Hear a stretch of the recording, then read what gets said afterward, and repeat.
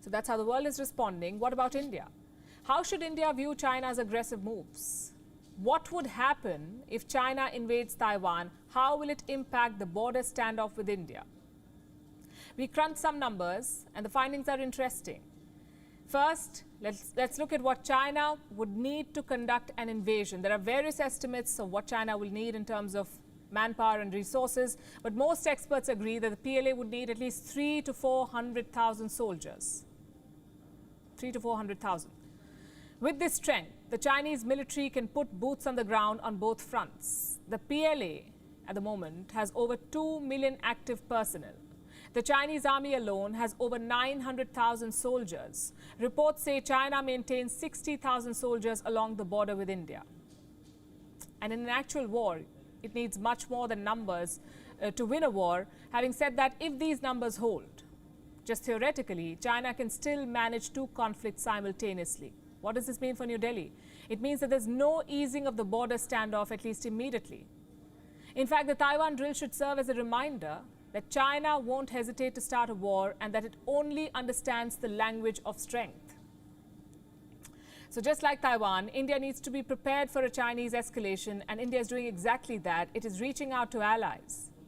In the next few months, Indian forces will participate in several key exercises. Reports say Indian and American troops will conduct a joint exercise. This will happen in the month of October. For 2 weeks, troops from both sides will train in high altitudes. The exercise is called Yudh Abhyas, or war drills. India is hosting the drills in the state of Uttarakhand, the hill state of Uttarakhand. The soldiers will train at an altitude of 10,000 feet. And this has been a while in the making. In the month of June, remember, General Charles Flynn visited New Delhi. He is the commanding general of the US Army in the Pacific. And he expressed concerns about the Chinese build-up near the Indian border. He called it, quote-unquote, eye-opening and alarming. General Flynn pushed for deeper defense ties between India and the US.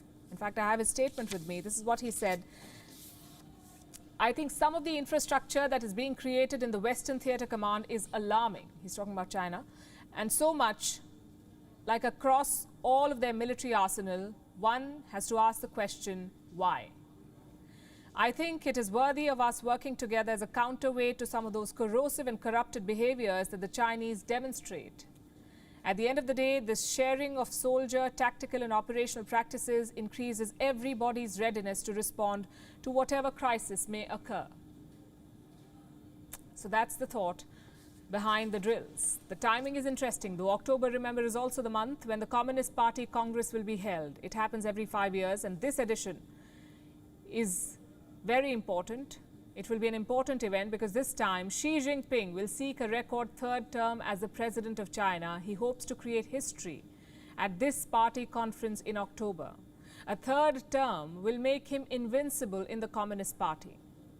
Xi will become China's president for life. As of today, only one leader holds that distinction, and that's Mao Zedong, the founder of modern-day China. So Xi Jinping's stature will be elevated in October. At a time like this, military drills by regional powers could overshadow his big party. And this is not the only exercise that has been planned. There are multiple exercises planned. Apart from the India-US drill, there's something called the Super Garuda Shield. The US is hosting this drill along with Indonesia. This will be in Indonesia, Sumatra Island, and this is an annual affair. But this year, the scope of this exercise has been expanded dramatically. Several countries have joined as observers. The list includes Canada, France, India, Malaysia, New Zealand, South Korea, Papua New Guinea, Timor-Leste, Australia, Japan, Singapore, and the United Kingdom. So a total of 14 countries are involved. More than 5,000 soldiers are participating. What is the objective? Again, to enhance what they call interoperability, to promote cooperation in a free and open Indo-Pacific. These are the objectives. China's military actions against Taiwan have raised the stakes. They raise a new security challenge in the region.